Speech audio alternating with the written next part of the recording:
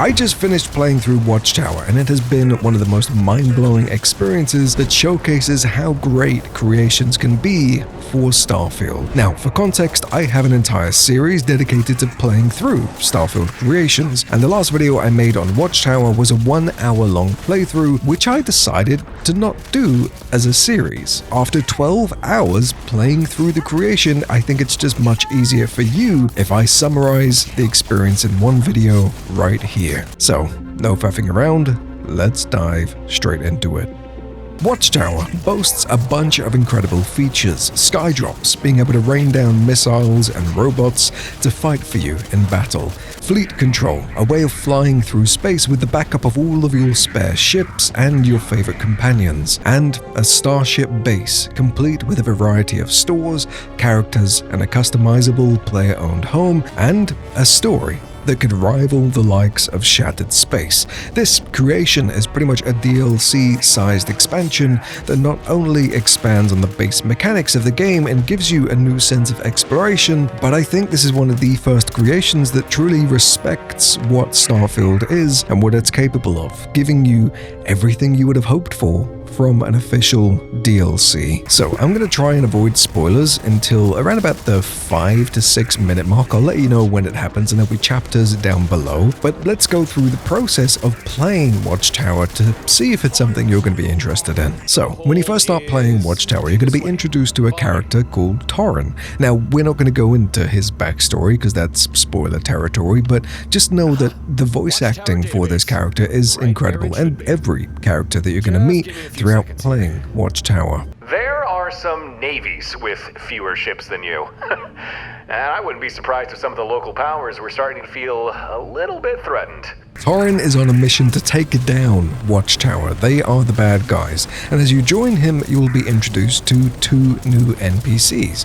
Harper, the Starstation manager who you will be going to for various updates on the Starstation, and Gren, an ex-Watchtower member turned rebel, essentially, who will be hooking you up with a variety of tech upgrades, skydrops, and more. To begin, you'll be given a kind of tutorial-esque couple of quests where you learn how to use skydrops and you understand the mechanics of controlling a fleet, and this kind of stuff is pretty fun. It never really feels like babyifying you, and I really like this because it never feels like you have to read just boxes that appear on screen to be able to understand the mechanics. You are just thrown into the deep end, and despite a lot of these mechanics seeming quite overwhelming, like the idea of controlling 5, 6, 7 ships as well as your own, the creation does a fantastic job at walking you through how to do all of these without making it complicated at all. It's a very straightforward process. When you're done with the first couple of quests, the tutorial area as it were, you will then be given the opportunity to go and raid a bunch of Watchtower listening posts. Now when you do these, you're going to be facing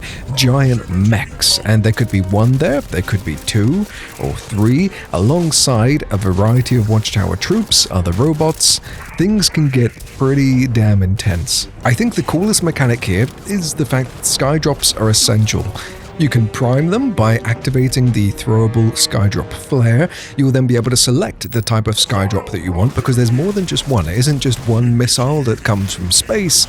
As you collect various resources, you can unlock new types of skydrops, some that carpet bomb the entire area with an inferno or cryogenic elements, or even robots that will fight alongside you, as well as turrets that will take care of the little guys while you focus on the AI mechs. Once the flare has been primed, you can then throw it as you would a normal grenade, and the missile will shortly follow. Now, these are essential because the large AI mechs have shields that you need to take down before being able to actually do damage with bullets and lasers and stuff like that. So what you want to do is whip out a surface missile. As it lands, it will destroy the shield of the AI mech, and then you'll be able to follow it up with a bunch of bullets, grenade launchers, lasers, whatever you want to, and then you'll be able to finish it off. Do not try taking these guys down with just your bullets and stuff. I did that once. It took 25 to 30 minutes. It's just not worth it. So, as you go from listening post to listening post, you'll be able to collect a bunch of resources. Now, the primary ones you're going to want to focus on are the Watchtower intel, which you'll be able to give to Harper, and she will then use that to find more listening posts and things like that along the way, and you'll be able to collect a bunch of computer cores, which are going to be essential for unlocking Skydrops and fleet upgrades, and even cybernetic upgrades, which I haven't really dived too much into. Essentially, you're just going to want to raid as many of these listening posts as possible, and then once you've completed the raid, you'll have to go into orbit and take down an array, which is like a little floating space station thing that Watchtower are using to monitor people. Collect a few more computer cores and intel and things like that from the ships that you destroy as they come to protect the array, and then move on to the next one. So that is the primary gameplay loop that comes with Watchtower, being able to take down all these bases, get a bunch of XP, enjoy the fights, and actually have an objective rather than just random POIs in Starfield. You know that you're slowly working towards something as you take down the listening posts. As you hand in your computer cores and you unlock more Skydrops and more ships to have in your fleet, you will also be able to unlock Starstation upgrades. Now, these are kind of passive. You don't actively choose which thing to unlock next inside of the Starstation. Instead, as you unlock Skydrops and ships to add to your fleet, you will slowly see upgrades in the Starstation, whether it's a medic bay being added, or McLaren's outfitters somewhere down the line, or even just things looking a little bit tidier. There is a lot of room to see this new home of yours upgrade over time. It's also worth noting that I do currently have McLaren's Outfitters, the Creation, so if you don't have that one, you may not be able to unlock the store inside of Watchtower. Not a big deal, but I recommend that if you're playing through Starfield, you also grab McLaren's Outfitters, because it is a remarkable mod that gives so much customization for your armors. It's one of the ones that I would consider to be essential. With that said, there is actually a unique skin for the McLaren's Outfitters armor that you unlock throughout that creation that is tailored to look exactly like the Watchtower stuff. I really love the tie-ins here, being able to connect the two creations together. Again, it's another demonstration of how great these creations can be if you own more than one of them. Okay, so now that we've covered the basic mechanics of playing through Watchtower's loop, I suppose you could call it, let's touch on the story. Now, I'm going to go ahead and give you a bit of a spoiler warning in a second. I will say before we do that the story is incredible. It is on par with DLC, and if you are interested in Starborn and characters that have fantastic personalities, backstories, character development even, this is absolutely for you. And there is a replayable cycle and changes that happen as you transition into Unity. Again, not going to spoil anything just yet, but just bear in mind that this isn't just a one-time thing. The characters that you meet along the way, particularly Torin, will change with you as you transition into New Game Plus. Not just the first time either. There are various things that happen in New Game 2, New Game 3. I haven't had a chance to dive all the way through and into things yet, but just bear in mind that this isn't just a one-stop shop. This is a continuous change in the way that you play Starfield. Okay, so this right here is your spoiler warning. Hopefully you've watched the video until this point. I am going to be talking about all of the spoilery story elements right here, but please tap the subscribe button so you can stay up to date when more videos just like this go live on the channel. Okay, that should be enough of a warning. Let's talk about it. So the story revolves around Torin. He is a Starborn who you saved in a previous life, or at least a version of you from another universe. Watchtower are aware that Starborn are a thing, and they're trying to capture, contain, and use Starborn to be able to develop their own tech and fight back, because they see Starborn as enemies and a threat to the universe. So I'm not going to go on a quest-to-quest basis, because I feel like you don't really need that. You just want to understand the basics of the story. You and Torin will team up, and eventually you will have this climactic showdown with Watchtower, and you'll learn more about their objectives, and Torin's story will be revealed to you. I think the narrative was incredible for this one, because not only do you have Torin's perspective of wanting to get revenge on Watchtower and take them down and protect people and protect Starborn, but also the fact that in a previous life, you saved Torin and you died as a consequence for that in a previous life, so he feels the burden of trying to save and protect you along the way. Now, it is worth noting that you do need to play a little bit through the main story if you haven't already to be able to activate the quests, the main narrative of Watchtower, because it deals with Starborn. You need to have progressed that far into the game, otherwise you're kind of just spoiling things for yourself. The exact quest that you're going to want to progress to is called In Their Footsteps, and this comes shortly after. Speaking with Keeper Aquilius, it's one of the more boring missions in the game, but it's an essential stepping stone to be able to learn about the Pilgrim and Starborn history. As soon as that quest has been done, you'll be able to interact with Torin and continue along the Watchtower quest line. So as you complete the various quests that Torin gives you, you'll be able to learn more about Watchtower, their objectives and things like that, and then you'll have this epic climactic battle where you realize that Watchtower are kind of becoming Starborn, or at least using their powers against you. And this whole final mission, I don't even want to think about how long it took to put this together, because there are two main fights. There's one planet side where you have to take down a power plant, and there are just AI mechs upon mechs, robots, probably like 50 enemies in total that come and attack you all at once. The game does give you plenty of warning. It's like, make sure you're stocked up on supplies and stuff, and normally you would just be like, yeah, it's fine, I got this. No, seriously, make sure you're stocked up on supplies, because this is going to be one hell of a firefight. Then you take the fight into orbit, you take down a bunch of ships, and this whole thing right here is incredible. And then you take it a step further, and the final showdown is on a star station as you orbit various planets, and it's so freaking cool. I will say that the optimization for this final quest on the star station was a little bit questionable, as you can tell from the dropped frames and things like that. There is just so much going on. Did it put me off playing the creation or recommending it? No, not in the slightest. It's just there are so many enemies and there's so much to deal with right now. I'm playing this on the Xbox Series X. I'm sure if you're playing on a decent PC, the performance will be better. But yeah, you get some dropped frames right here, but this is stuff that can be tidied up in a little patch or an update in the future. And as everything comes to a big climactic ending, Torin is prepared to sacrifice himself. And this is another one of the coolest things. I feel like I'm just gushing over how great this creation is, but really it's so cool. So you have the option of choosing whether or not Torin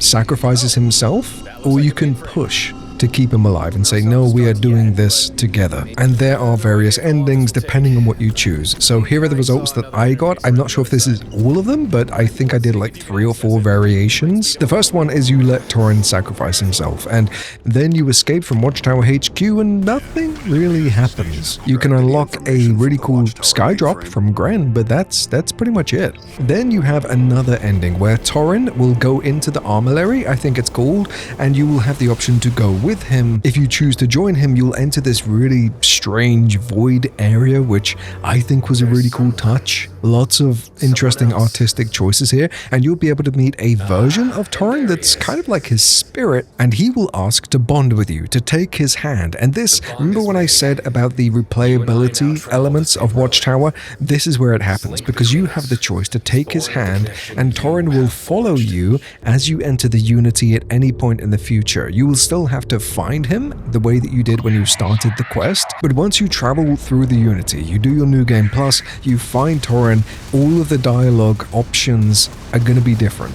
The way that the story plays out, it's all going to be from the perspective of, I've already done this, we've already been through this together, and I love that. It really does add something that we haven't had in Starfield before, a character that understands the process of Unity and being Starborn. It's a character that we can become familiar with as we play through the game multiple times, which we just haven't had. I'm pretty sure you can also unlock Torin's ship and a couple of other things along the way. I've only done this once and I haven't completed everything yet because I want to get this review out, but the idea that you have this character that can follow you into New Game Plus is so freaking cool. So if you and Torin make it out, you both escape, you've bonded together, you will also be given the locations for a Watchtower safe house. Now, when you travel here in your current playthrough or in New Game Plus, you'll be able to get a bunch of computer cores and things like that to give you a head start and also help you unlock some of the Skydrops early in the game. The coolest thing about this is, yes, you can get it in your current playthrough, but it will continue into New Game Game Plus without having to do anything else. So as long as you remember the planet, which in my case was Freya 2, and I assume it's going to be the same for you, you can just revisit that place as soon as you've gone through Unity to be able to stock up on supplies. And then the third and final option to end the Watchtower creation is the ability to be able to turn down bonding with Torrent. So as you enter the armory, you speak to his spirit, you can then say, no, I don't want to bond with you, which will keep Torrent alive. He'll join you at the Stardock, but that's it.